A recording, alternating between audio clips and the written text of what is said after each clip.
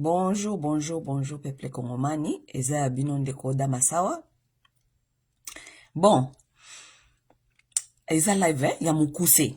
Live ya mukuse parce que peut-être eza peut-être été. Ce qui est sûr, weekend oyo, na ozonga, na c'est la bino live mususi ya mulai nenge na saki la fois passée, parce que il y a beaucoup à dire, ok? Il y a beaucoup à se dire, il y a beaucoup à apprendre dans cette affaire de Tunati Marcelo, ok?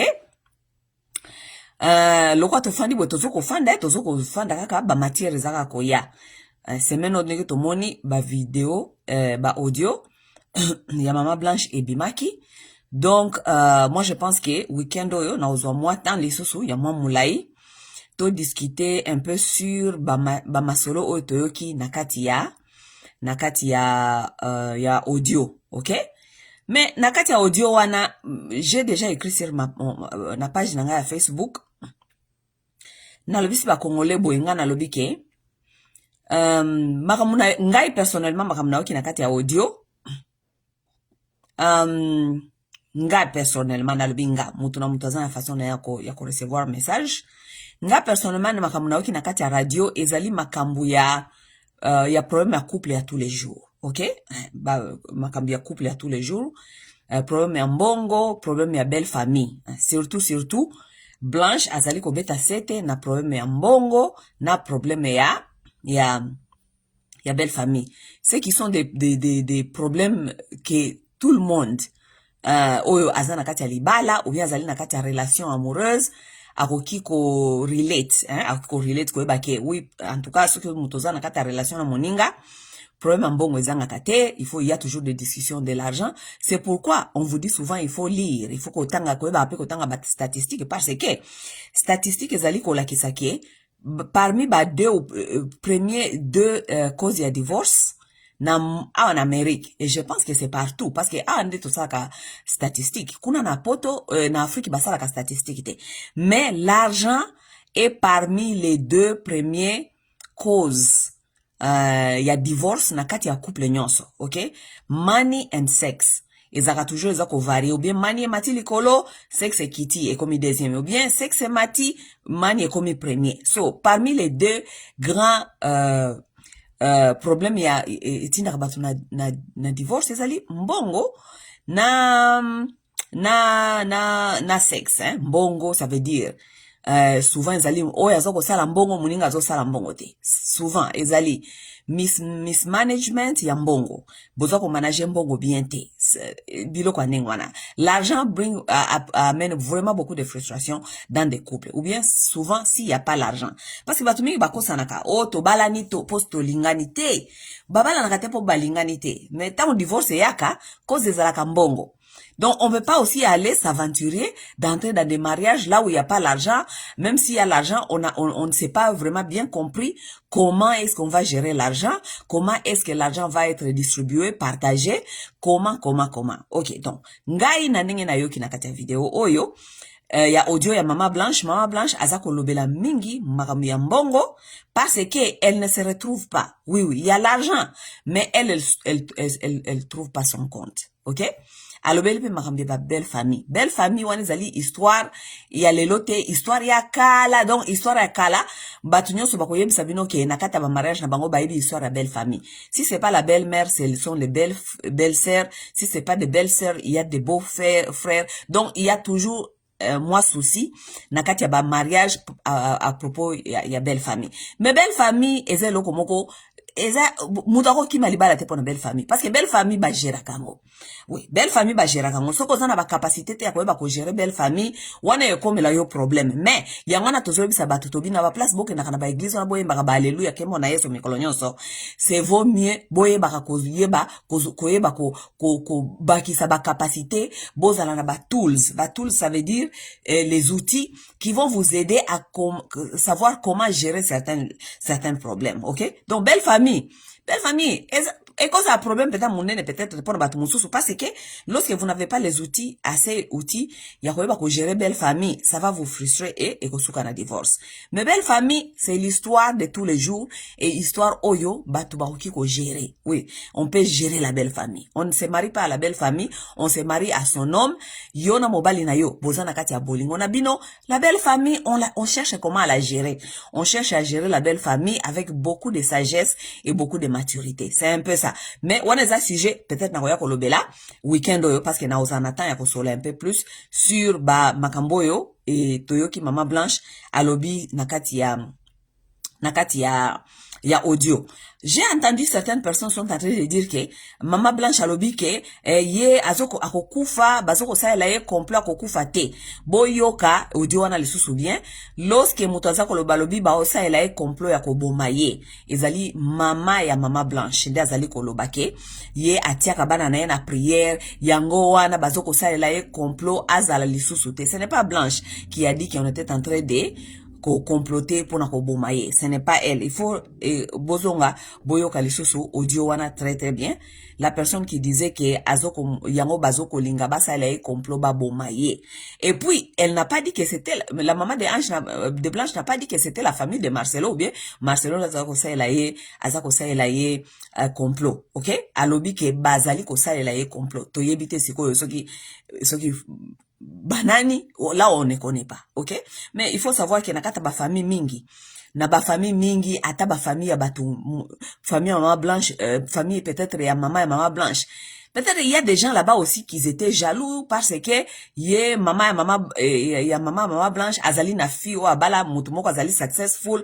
Il y a toujours, vous savez, lorsque l'argent entre dans des familles qui sont pauvres, donc on va pas dire trop pauvres parce que c'est comme s'ils étaient pas trop pauvres, mais ce sont aussi des gens qui sont sur leur survie. Baza komi luka. Ouais, parce que so oza komi luka na sima ya batu mususu ozali you are living on survival parce que ozoko lia na sima ya batu.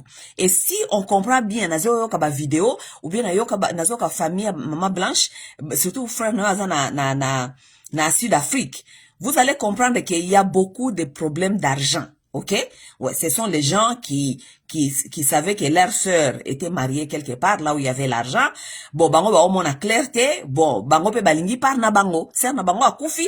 Bango pe balingi mona par na bango. Ça veut dire que ce sont aussi les gens qui sont dans les survies. Cause en a survie, ce n'est pas nécessairement veut dire que boza ba pauvre. Muto cause en a survie parce que peut-être azana ACT ou ezali ko garantir ezali ko garantir futur na ye ou bien futur na ye demain. Ce qui muto aza na ya kolia lelo, mais azana garantie te que dans 10 jours, 1 mois, 2 ans à cause la bien a commis na état ya survie. OK? Donc famille Mama Blanche ezana état ya survie. OK? Bon, dans des familles souvent lorsque bozana famille épée élargie, il y a peut-être ba pauvre ba mususu bazana na état ya survie, moi jalousie, compétence, moi concurrence kolinga baninga bakoya ezanga kate parce que okuta bato bazana le côté oyo azui surtout les gens qui ne savent pas gérer l'argent et qui ne savent pas gérer fame and money, ok? Parce que Mama Blanche azali famous. Aza moi si ya pasteur moko azali famous, yepe directement comme famous. Bon, si Mama Blanche ne savait pas gérer côté à famille à maman na ye ou bien côté à famille à papa na ye, ko gérer peut-être arrogance, ko gérer ke ba mona bango bazui parce que ba famille mingi pe au mona boye, ba famille mingi zana moi ba makamoko ya bango kaka. Okuta kuna baza ko loba ya réussir, yo bana bako ba réussir te. Tala bana nanga kutu ba réussira, tala kutu fi nanga nenge akoma, tala nenge kutu ngana soki na koma kolata boye na koma boye pona fi nanga. Il y a un peu de babiloka nengona na kata ba famille belé, hein. Les gens les fait parfois consciemment, parfois inconsciemment, sans savoir que bazali ko chuba bambeli na mitema ya batu mususu. OK? Donc Mama Blanche lorsqu'elle a dit que bazali ko lukela ye liwa. Bon, on ne connaît pas nan nazakoli kolukela liwa. Mais ce qui est sûr, c'est qu'ils disent que c'est Blanche qui a dit que baza kolukela liwa. Si vous suivez la vidéo, l'audio bien, Blanche n'a jamais dit que baza kolokela eliwa. C'est la maman de Blanche qui a dit que azoko tant azoko confesser que azako bundela bana na ye. Bana azoko sa Blanche abina ye sambela continue kotia comme à Jésus. Yango bazoko linga ba bomangai. Tout ça c'est la maman de Blanche qui a dit que baza koloka ko boma et ce n'était pas Blanche.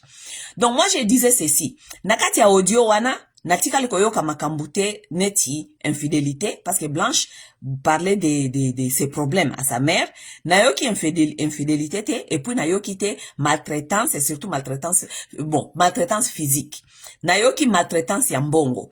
Ye Blanche azali ko loba mingi sur maltraitance ya mbongo. Ça veut dire que elle ne se retrouve pas. Elle ne se retrouve pas. Et puis, Marcelo azali ko utiliser que mbongo côté à famille na ye. Et que ye pe azoko se retrouver te akuki ko pe sa famille na ye oyo ya lingite sans Marcelo a police ye. Donc a comme ça ye lokola abanda ko sambisa ye pona makama mbongo. Alors, wana wanya nyonso ba détail wana nyonso na koya ko loba ngoto ko loba weekend parce que weekend na kozana mwata. Mais lelo soki na ye awa na ye ko soana Marcelo. Batu baby Marcelo, s'il vous plaît, soki boko koka ko tindele vidéo nanga, bo tindele vidéo nanga ye. Pourquoi na ina soana Marcelo?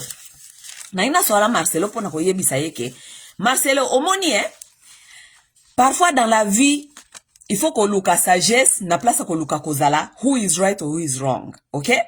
Et parfois, les gens se perdent dans ça, ok? Et surtout lorsqu'il s'agit de la famille, ok? Pourquoi parce que Marcelo, oya babokilo na oba ye na yo sur internet, babokilo bangwana babandi ko ya na internet, bakomi ko luka ko luka e mati e kita ke zongi, ok? Babunda kate na famille babokilo, babunda kate surtout na public. Boko za na ba différence na bino, boko luka ko gérer ango na entre bino kuna na cachette, mais so ekomi makambu ya koyaba na ba internet, so ekomi na makambu ya boye eza malamu te parce que bozali ko fungola bino boza batanzambe soi-disant batanzambe. Ce qui est grave est que Marcelo yo lobi ko za mutanzambe mais on dirait oyebi bakodi ya nzambe te. Oyebi bakodi ya makambu ya nzambe te. Pourquoi parce que makambu oyo boye na ngona internet ekomi makambu ya ba famille mama boye, famille ya papa baza kolela, famille ya mama baleli, ma famille boye leli. Eza malamu te parce que bino moko ndenge bolobi ke diable akota kana makambu ya boye. Bolingi te malobe banda ko se changer les paroles maloba ezali makamoko ya malamu te. Soki muta komi kolobela yo mabe mikolo nyonso, komi kolobela yo mabe mikolo nyonso, azali kotinda ba onde négatif na kati ya univers, ça peut avoir des retombées. Et cause ba retombées ki kozala, soki mutu wana azali juste na kolela na ye. Oui. Ne vous inquiétez pas. Ne vous inquiétez pas. Baloba kalobio, soki sans effet, soki sans effet, soki bakuti on eloko wana te. Mais soki mutu akomi kolela mikolo nyonso na kombo na yo, et que quelque part mutu wana azali na raison na makambu oyo azali kolela mikolo nyonso na univers. Marcelo, fais attention. Fais très attention. Et puis, wana bazali famille à Maman Blanche. Bazali famille Maman Blanche bandeko na ye na maman na ye. Tu comprends? Donc, ce n'est pas aussi les gens à négliger facilement. Ok? Donc, Marcelo, pas tout le temps na kati ya vie, baluka kakozala correct. Parfois, il faut utiliser la sagesse. Parce que, pour l'instant, eza lokola, batu bazan na kati ya guerre ya, who is right, who is wrong. Ça veut dire qui est correct et qui n'est pas correct. Souvent, lorsqu'il y a des conflits, et surtout des conflits qui sont dans la famille, on cherche la paix, on cherche la sagesse pour résoudre les problèmes. On ne cherche pas qui est correct ou qui n'est pas correct. Ok, Marcelo? Surtout s'il s'agit ya famille ya mwasi na yo, oyo bazana ba audio et oyo mwana na bango déjà azali ko lela ba droit na ye. Oui. Mwana na bango azali kolela ba droit na ye, oyo azako se retrouver te na kati ya mariage côté financier. Pourquoi? Parce que Marcelo, tu as récolté beaucoup d'argent. Oui. Façon na Blanche bozi mbongo wana makamususu tokoyelo ba après parce que yona mwasi na yo bino nyoso ba Blanche boza ba escroc parce que mbongo wana bo escroquer ne ba congolais. Yona Blanche bozaki ba escroc, bo yibi ba congolais, bo escroquer ba congolais. Blanche t'a accompagné à escroquer les congolais, kolia batu badim, bo mi pesi image ya lokuta, lokola boza ba responsable, tout ça. Blanche t'a aidé à faire cette image-là. pona escroquerie. Ça veut dire, mafia wana oh bokota ki na kati wana, Blanche t'a aidé à construire cette image-là que tu as, pona oyeba kozwa mbongo. Yo ki koyebisa Blanche te na kati ya libala eska bozali, o eska ye, azali ko veiller sur image na yo. Image na yo ezala mutu moko ya responsable, mutu moko ya honnête, oui, parce que la femme peut donner cette image-là à un homme. Et Blanche a fait un bon travail pour te donner cette image-là. Yako bimisa lokola motoza sérieux, yako bimisa lokola zali papa responsable, yako bimisa lokola zali mari responsable. Malgré elle souffrait ses problèmes à la maison, mais elle n'a jamais amené ça na liboso ya batu pona ko baby c'est la yo business. Ça veut dire, Blanche a semé pour na yoza na image ya malamu pour ko convaincre bandimi ba goti na yo, meme. Pour ko convaincre ba meme lokuta. Donc Blanche a semé. Elle a semé à t'accepter, ya ko accepter yo ozala na image ya malamu. Parce que ozala ki mutu mobile ya difficile, selon makambuto yoki, mais Blanche n'a jamais amené ça en public parce que yeba kike, so ka yena makamwa na public eko baby c'est lo ligablo. OK? Ça veut dire que Blanche a travaillé dans les coulisses. Elle a travaillé dans la fondation. A travaillé à tes murs. Pour batuba mona salité na yote Marcelo. Oui, oui. Blanche a construit des murs. Pour na batuba mona te salité na yo, lokuta na yo, escroquerie na yo, manipulation na yo. OK? Donc tu dois à cette femme, Marcelo. Tu dois à cette femme. Marcelo, toi tu as épousé cette fille, elle avait, tu l'as rencontrée, elle avait 15 ans. Yomoko loba kiango, okutaka Blanche zaka na 15 ans. Blanche ozwa Blanche na 15 ans, ti lelo za na mwana bato, ozaki na mwana bato. OK? Mwana wana musala mususu ayebite, ayeba eka musala ya kozala ton épouse et la mère de tes enfants. OK?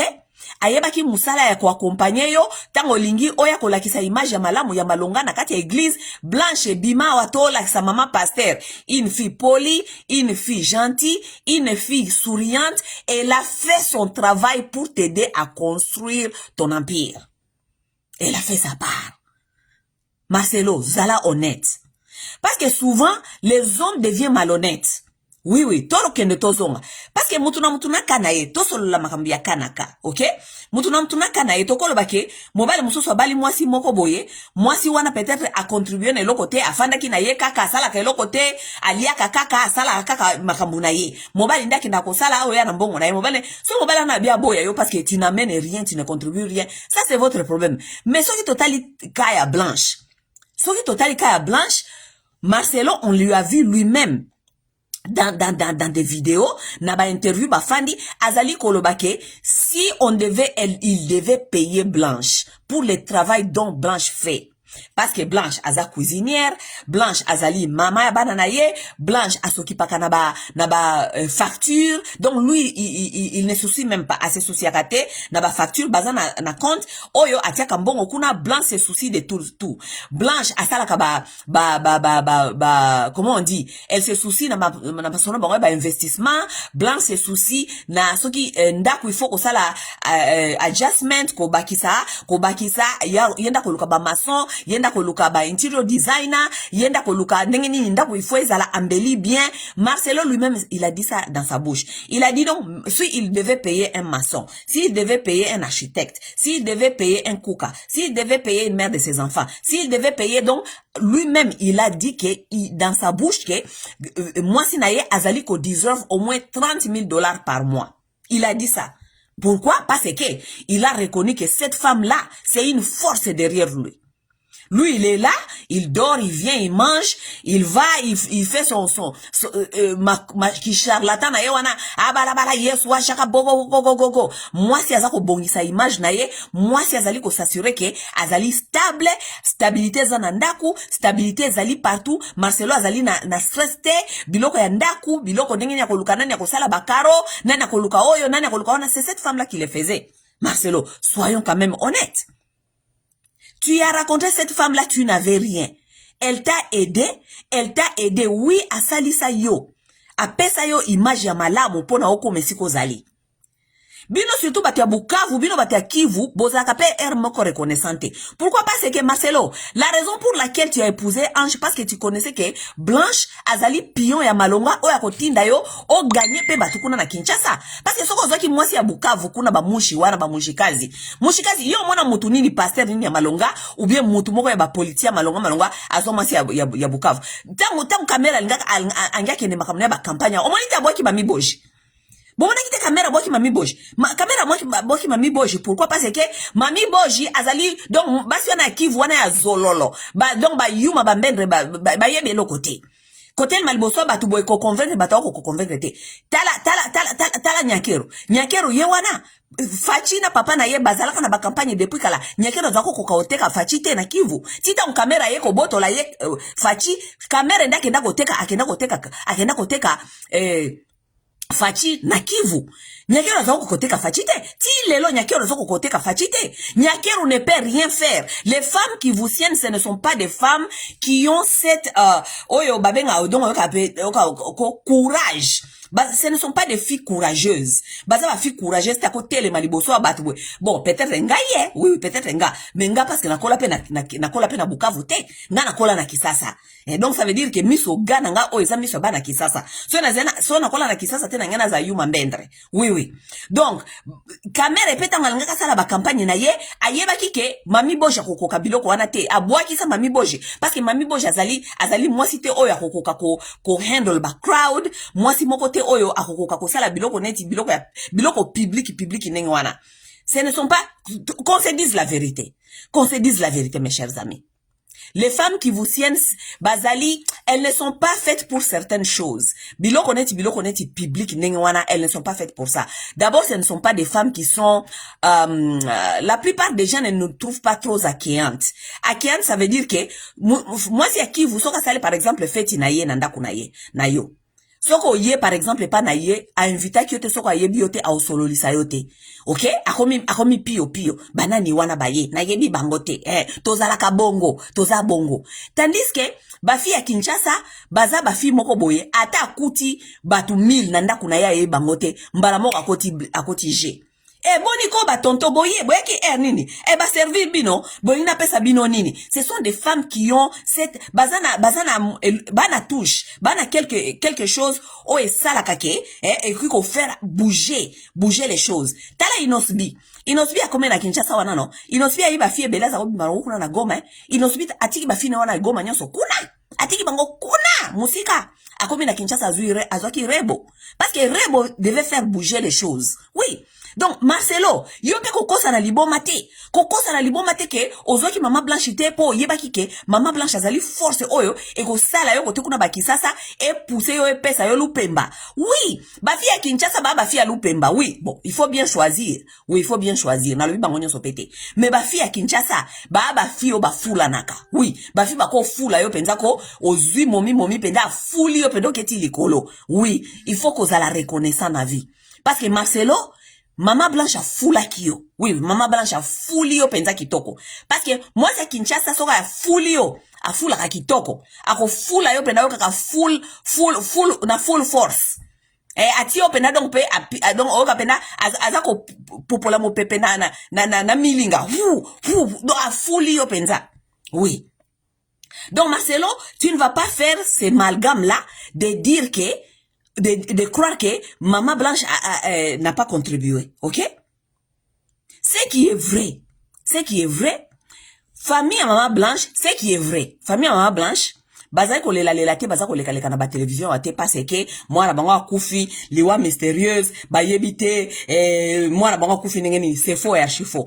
Famille à Maman Blanche babimi awa parce que ezali kambu ya mbongo l'argent mukundulu tolo bela na ba vérité to matato zonga ezali kambu ya mbongo pourquoi parce que soki famille wana zaki na souci que moi na bango kufi na maboka Marcelo ke ba yebite ngeni moi na bango kufaki dès le départ bazaki na ba audio wana dès le départ bazaki na certificat d'essai balingaki ba retenir justice ou bien ba exposer makambo ke ba moni clarté mais famille on efanda kinye une année plus tard tant babali mwasi mosusu nde babimi babandi koloba makambo na bango balobi makambo na bango te parce que bazali ko croire te baza ko croire que Marcelo aboyi mwana bango te o ezali makambo ya mbongo mopatas mukundulu ok donc bango tango bamoni mwasi asika ye baye ko remarquer que biloko peut-être bazaki na moi espoir que mokomsu Marcelo akofungula motema akopesa bango part na bango siko baye ko remarquer penza que mwasi mususu aye mwasi mususu aye donc to raté nyonso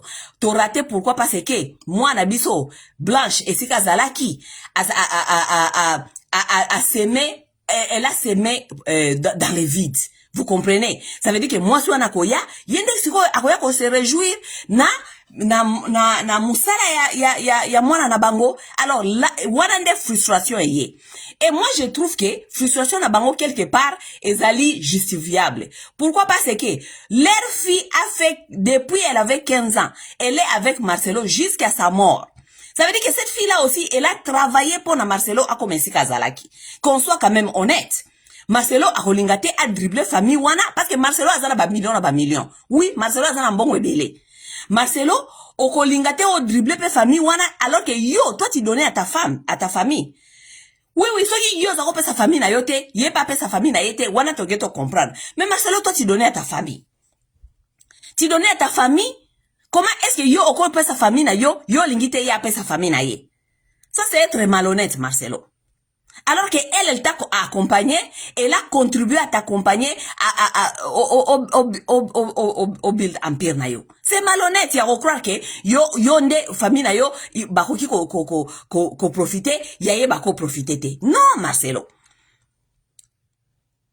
Nako développer makambo ya ba famille ya kolia kana sima batu dans mon émission qui va venir on a ozwa moi temps parce que siko na temps ebelete na weekend na yo développer makambo wana mais tolo batoma tatozonga biso nyonso oyo mutu nyonso ayebi ke lelo soka bali nakata ba famille africaine lelo surtout ba pas no so ba congolais boyebi ke et pas na biso misala ezalaka te ça veut dire que la plupart des temps il faut oyeba nakati ya mutu na yo programmer ngo ke bo responsabilité ba parents kolanda bino. Oui.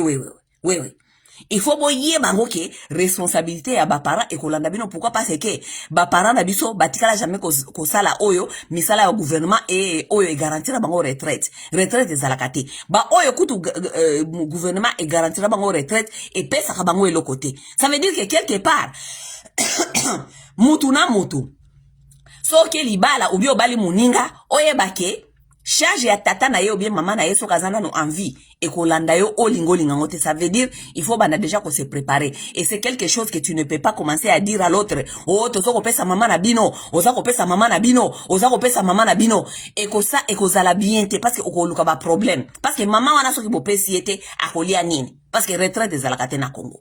Papa wana soki bo pesi ete retraite ezalaka na Congo te akolia nini. Ça veut dire que quelque part biso ba africain photo ye bakango déjà na kati ya motu ke mokumba ya baboti ezana ba circonstance ya mamboka. Yango tozo sabino boya to bundisa mboka wana ekoma bien totika makambo oyo bozo kolinga te. Soki ba sino boya to pomper moteur ya makambi ya mboka to dénoncer to loba système comme bien makambo nyonso ebonga bolingi te mais ba conséquence ya mboka eza malamu te tango komi kolanda bino bozo comprendre makambo wana te Marcelo na mwasi na ye ba yebi ke mboka ezokende bien te ba yebi ke système ya soit disant ba parents bazanga retraite ezalaka mais ba yeba ki te ke ekoya ko toke pe na porte ya ndako na bango po ba problèmes sociaux ça va tous nous suivre.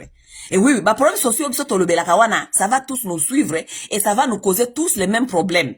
Bon, problème est différent et it's gonna be the same effect for everybody.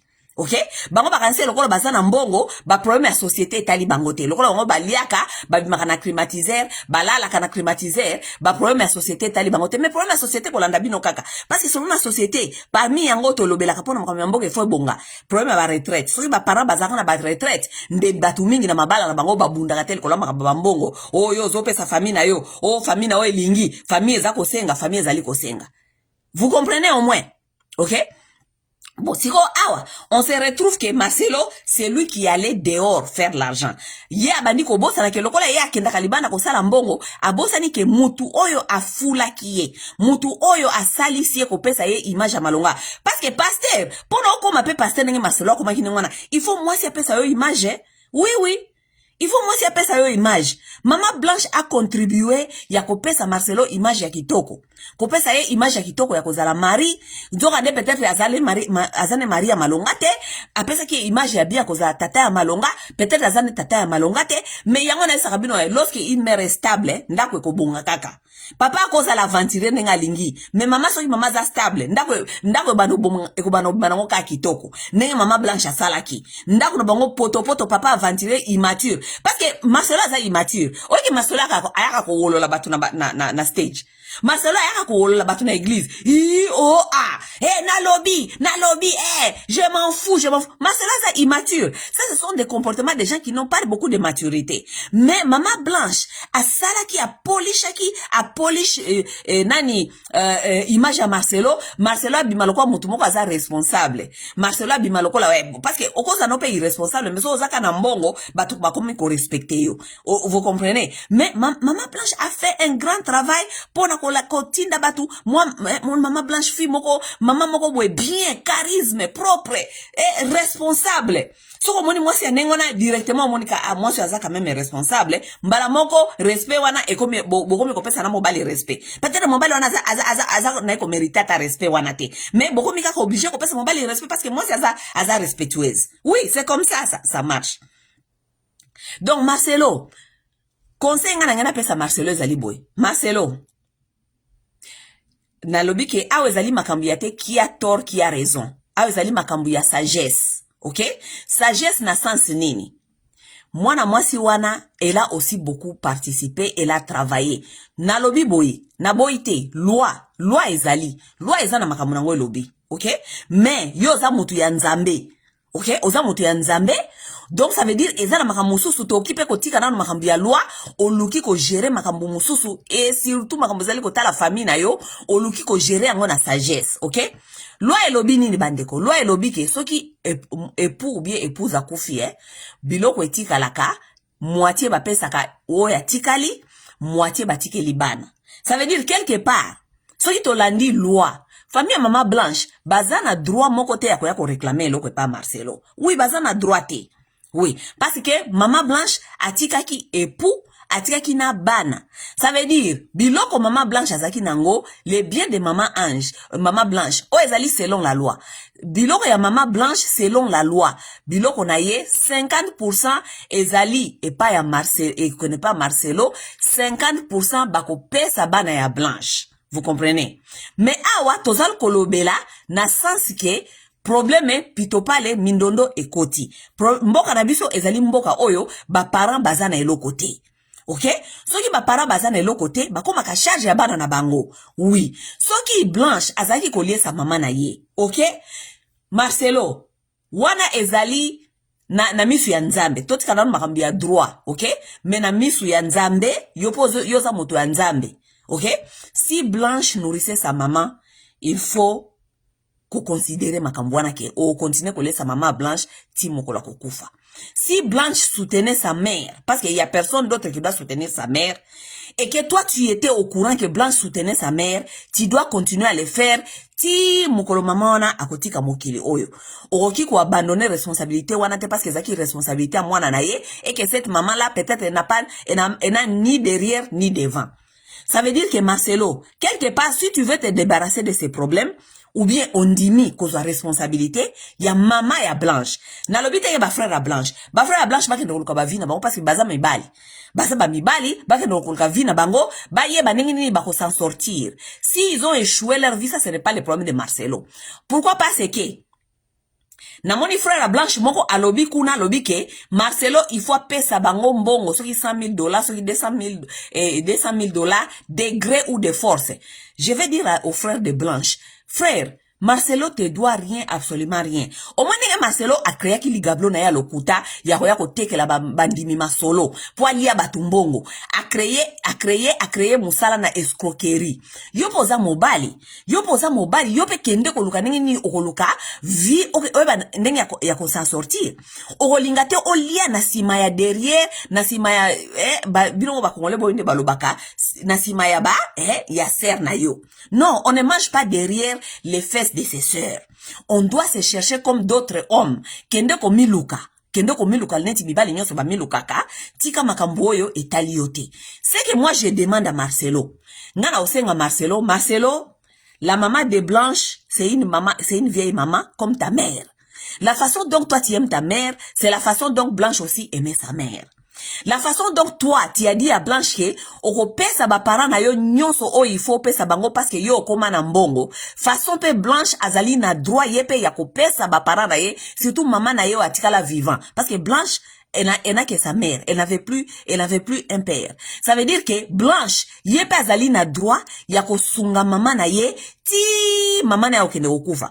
Ah, Blanche a koufi avant maman na ye. Ça veut dire Marcelo, nenge yo zo responsabilité maman na papa na yo, osomela ondako, opuse bongo pembeni ndaku na yo, ba fanda kesika o banokende, soki ba bengi yo chaque minute. To yo ki bien te, to sa ko sanza, to lamuki malamu te, o kimi otiki ndaku na yo, oke ko servir ba para na yo. Mama ya Blanche ye pas zali ko deserve the same treatment o pesa ka mama na yo. Soki mama na lamuki na ba caprice na tongo. Oh Marcelo, nazoko yeba te, tata na yo lamuki, aza ko sanza yaka o kimi no kiolati pantalon kimi no ki ko mema pano en hôpital o memi saki ya mbongo. Même traitement il faut pesa maman Blanche. Maman Blanche. OK Marcelo? Pourquoi pas c'est que sa fille a contribué dans ton empire. Moi nana bango a contribué à qui pour na ko construire yo. OK? Ça veut dire que quelque part lokola ba parents basakana musala te, Blanche azaki ko s'occuper na maman na ye, toi tu dois prendre cette responsabilité et tu dois la prendre avec ton cœur, pas avec cœur contraire. Pourquoi? Parce que Marcelo, ba parents na yo, papa na yo, osombela ka ba suit mikolo nyonso, komemela ka ba suit, maman na yo soka mekika ka kosala makelele, yo wano kimi kuna, mama ya Blanche pe azali na même droit. OK Marcelo, yo za mutu ya nzambe no? Biso nde photo pesa o matea oyo. Ou bien yo moko déjà na kati ya mutu na yo lokola mutu ya nzambe, et fallait ko yeba déjà ba règle wana. Est-ce que c'est nous qui va te dire? Marcelo, yo zo mona ngo normal, oza ko bundisa koko ya bana na yo. OK? Oza ko olingo bundisa koko ya bana na yo? Non, c'est pas normal Marcelo. Tout ce que cette maman-là, elle est en train de réclamer, ce sont ses droits. Droit ya mwana na ye. Pourquoi? Parce que Marcelo, moi si na wana uti ko bala wana ya sika. Aye wana yo za jana ba 50 ans. Ozwaka Blanche na 15 ans. Ozaki yo za na ba 23 ans. Yo komi lelo na ba 50 ans. Moi si wana we ko bala wana ya sika ana 35 ans. Moi si wana 35 ans aye o bakiselo ko moko te na empire na yo. Akokuta déjà empire tongama. Empire one tongama na nani? Na mama Blanche. Mama Blanche oyo, mama na yende nga azakuna ayebi te soka ozo ata susu salaire ata ya $100 par mois, ayebi ta kolia nini, ayebi te neka ulamuka nenge nini, parce que ba frère Blanche nenge bazali wana bandekona na mususu ba mona ni bazali ba loser. Ça veut dire que mama wana espoir na ye zalaki kaka mwana na ye wana moko Ange. Siko lokwa Ange kufi, olingi ozwa beefsteak, olongola na kata munoko mama Ange. Marcelo. Marero muniangalia kapapa kamufupi kakabare. Marcelo, soyons justes. Nous sommes seulement en train de demander la justice. OK? Et la justice demande que Blanche, yepe, ayeba ko rest in peace. Et si ka zali, parce que, au moins pourquoi ba vidéo, ba audio ebimi? Pourquoi? Because Ange is not resting in peace. Parce que si cette femme-là se reposait en paix, ba audio oyo elingaki ebimate. La raison pour laquelle ba audio ebimi, parce que cette fille-là n'est pas en paix là où elle est. Pourquoi? Parce que maman na ya zali ko souffrir. Marcelo, tu ne dois rien aux frères de Yaba Ange. Oza ko devoir respect au moins na maman ya Ange, ya Blanche. Et surtout, si cette maman-là dépendait, sa vie dépendait de sa fille, tu dois à cette maman. Parce que moi, sinon, on a sika wana koya, aye ne lokote. Moi, sinon, sika aye na nini, aye ne lokote. Si vous donc maman blanche, a kofanda boye, aza ne lokote, aza abandi ko senga komi mandiante, awa na leona lobby, si maman wana moi, sinon, sika oya aye ne lokote, aye ko bakisa ne lokote, parce que empire o yo tongi wana, mwana mama wana blanche nde a salsa ki kotonga, si mama wana aza na motema ya esengo, amona mwasi mususu, azali ko tambola na bamituka ya mwana oyo, mwana na ya effort mwana na salaki, et que y a ça de l'autre côté, non, il faut chercher la paix. Et pour que cette paix-là règne dans ta famille, Marcelo, il faut qu'il y ait la justice. La justice demande que la maman de Blanche doit aussi trouver son compte. Ça, c'est la justice. Si cette maman-là trouve son compte, namolite pourquoi osa makelele yo vivre kuna na mwasi na yo na bana na yepe bana ya mwana na yepe bako vivre en paix, mais bana mwana na bako vivre en paix te tant que yo Marcelo koko na bango mama ya mama na bango azako souffrir. Et ce qui est grave, bana na yo bako yoka ba audio oyo ebimi na internet ndenge mama na bango azaki koloba ndenge azako zo eloko te. Comment est-ce qu'elle ne voit pas clair? Comment est-ce qu'elle plutôt parler? Donc, tu dois faire la justice aussi à tes enfants. Bana wana bakoyoka ba audio wana, mais tango bakokola bakomona ke au fait papa s'est racheté. Il a donné quand même quelque chose à notre grand-mère. Il a pris quand même soin de notre grand-mère, petit tango grand-mère na biso akufi. Oui? Marcelo Wayumva. Hein? J'espère que Wayumvire. Il faut chercher la paix dans ta famille, Marcelo. Tu es très immature. Tu es très immature. Immaturité na obiso to yebi depuis kala. Parce que tata mobimba ya église nengo zali wana. Moi je crois même que église wana sali sa yo okoma na moi maturité. Parce que sans église wana 100 fois na yo wana olingo zapenda fou ya balabala. Parce que yo mutu mobimba pasteur mobimba olo la kabatu na église. Nakosala, soki na lingi, mutu moko te kopekisa ngai, pasteur ya immature, ça c'est l'immature, c'est un gamin, Marcelo. La façon il est en train même de gérer cette affaire ya foyer na ye, eza batu bazanga maturité. Parce que makambo toki na audio, ya ayeba kiango depuis kala. Lokola ya ayeba kiango depuis kala, il fallait déjà ayeba ko gérer ango.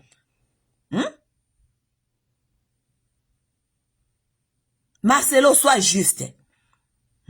Et ça, on demande à tous les hommes congolais qui ont pris les femmes. Ozui mwana batazayi mwana muke, aya accompagner yo, bosali vie, okomi riche, sima oyo okanisaki mwaso azana droit et l'autre côté. Ça c'est être malhonnête. Ça c'est être malhonnête. Lorsqu'on construit avec une femme, on considère aussi que cette femme-là peut avoir quelque chose dans ça. Et on lui donne sa part. Okomona nzambe ko benir yo. Ata mwasi wana ke na kanda soko boboya naki, ata ke na kanda soko loba yo mabe, tanke nzambe yebi ke yo pesa ke pe par na ye, maloba ne wana kozwa yo te. Mais bozaka tellement ba malhonnête moko bambali ba kongomane oyo. C'est que Marcelo est en train de faire vraiment c'est la malhonnêteté. C'est la malhonnêteté. Et puis, biso tokondimangote au nom de toutes les femmes qui ont travaillé, qui ont accompagné leur mari, hein, bazaba na mike bazubi non na libala, ou accompagné mobile ti okomi quelque part, alinga bengana ona sans un loco. Ça c'est être malhonnête. Ça c'est la malhonnêteté. Nakaya age biso nyoso to mondinge mama wana a aidé Marcelo, a pesi Marcelo lupemba, a poussé Marcelo, a tindiki Marcelo. Cette femme-là avait une étoile. Moi si wana soko talie kaka boye, mama blanche wana soko talie kaka boye, taka nanzoto na yo talie kaka boye. Moi si wana zaki une étoile. Et puis Marcelo a kene ko shipper pambate. Marcelo a kene ko shipper moi si wana parce qu'il y avait que moi si wana étoile. Azana étoile que elle n'a pas beaucoup à dire, elle n'a qu'à se mettre à côté de moi et je vais convaincre tout le monde avec son étoile. Marcelo, tu es au courant. Tu sais ça. Ok? Tu as utilisé l'étoile de cette fille pour arriver là où tu es arrivé. Parce que lorsque cette fille-là se mettait à côté de toi, tu brillais, Marcelo. Tu brilles.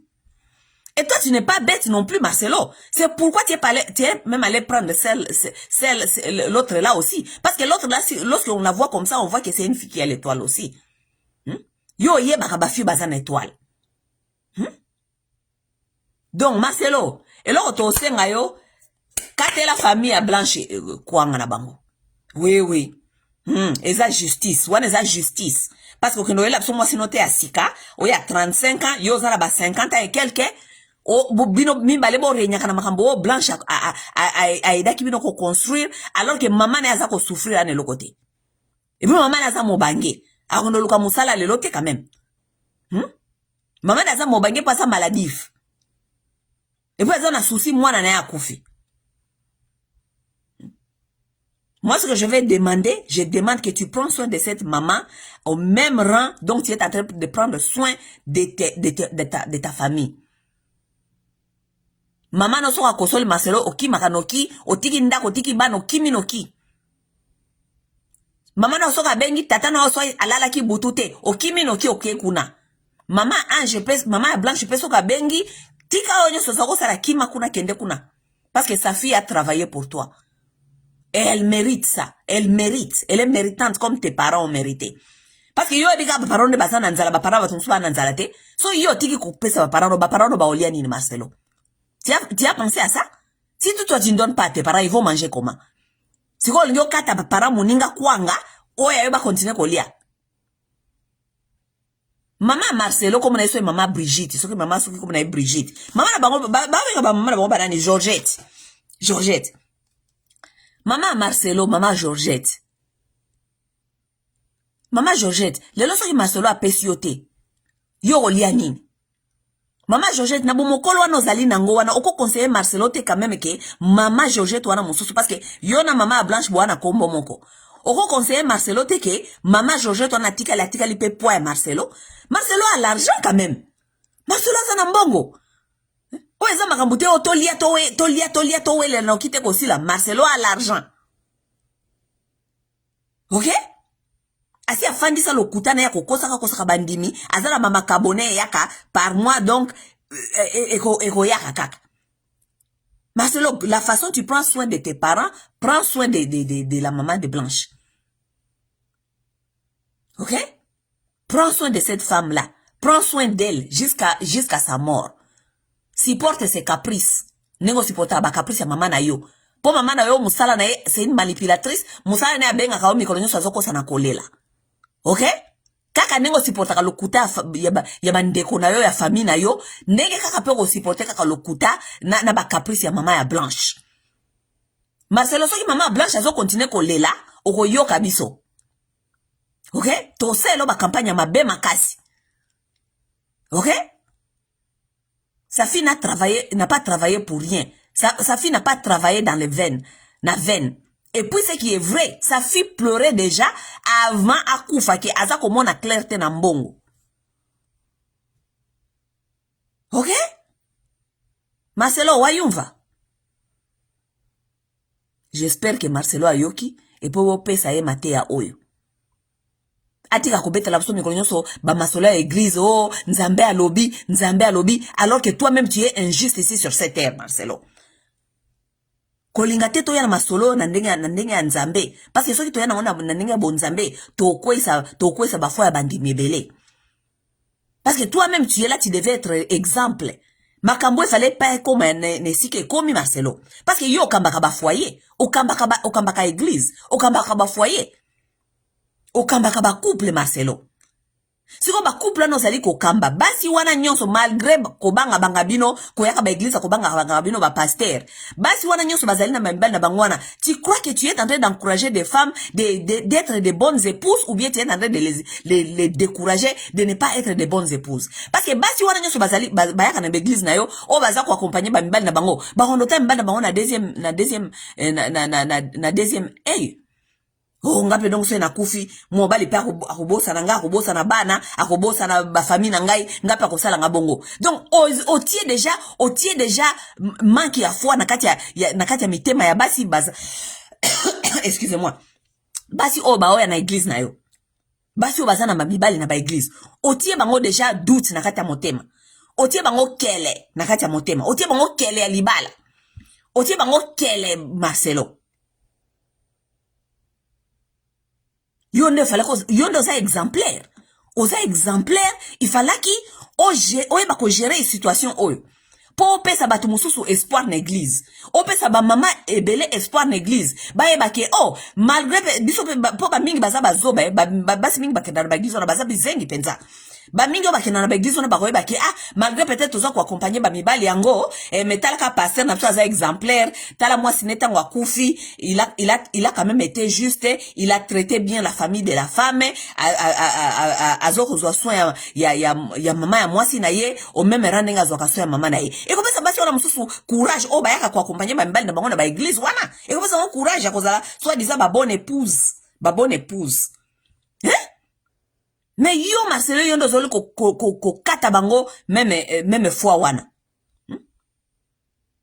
baso na ba église wana lobi tango bakobaluke ba mibali na bango bakomi ba mauvaise femme et comme parce que bakobano vivre ce qu'on a doute pourquoi parce que si leur propre pasteur pouvait faire ça et bon ba mibali na bango bino ne ba mona kabino ba exemplaire bino ne ba mona ki ba ko boza ba modèle bino ne ba kozo exemple pa na bino mais tel exemple non Marcelo je m'en fous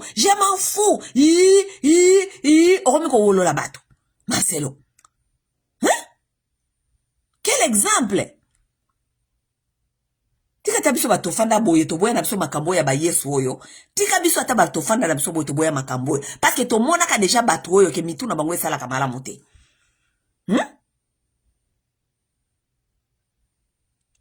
La sagesse ici, dans na kaya Marcelo, ezali ko senga te who is right, who is wrong. Ezali ko senga sagesse. Marcelo, il faut gérer problème na sagesse. Sagesse na likambo esengi ke Marcelo, il faut aye banenge nini ako gérer mama ya Blanche. Ok? Parce que Blanche a travaillé. Blanche s'est donné. Ok? Blanche s'est donné. Elle a travaillé, cette femme, elle a travaillé. Moutoumoko te ako boya que Blanche a travaillé. Blanche a travaillé. Cette femme a travaillé pour Marcelo. Azan a droit à salaire. Mouké wana zako zonanda kwa Marcelo, elle prenait soin de sa mère. Ok? Donc Marcelo lelo akokata te et da bande ko pesa mama ya Blanche pour mama ya Blanche azala frustré baba na koyotinda bande ko na baba na ba internet pour ba ya ko kolobaka makambo ebele bwezanga tina et en plus de cela Marcelo koko wana zali koko ya bana na yo. Toi tu crois que tes enfants auront la paix? Yo kansi ba no ba kozana paix moko ba koti internet ba koko ba ngaza koloba parce que bande ko ya mama Ange baza koloba ngo parce que ba yoka ni kuna na koko wana ba ya koloba. Siko tangu ye koko ye moko bande oloba. Toti ko ke bano ba ondola na pe tangu koko na bangaza koloba kuna makamunyoso mikonyoso. Ubie koko na bangaza kolela mikonyoso. Toti ko ke tes enfants auront la paix? Tanga tato azanga mayele. Regarde-moi ça. Marcelo, take care of your business. Okay?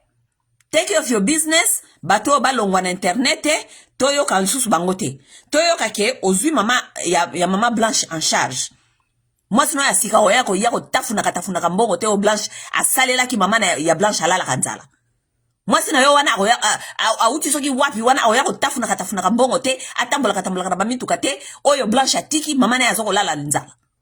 OK? Sois juste, c'est tout ce qu'on demande. Merci, salut. Bon comme c'est la Marcelo message.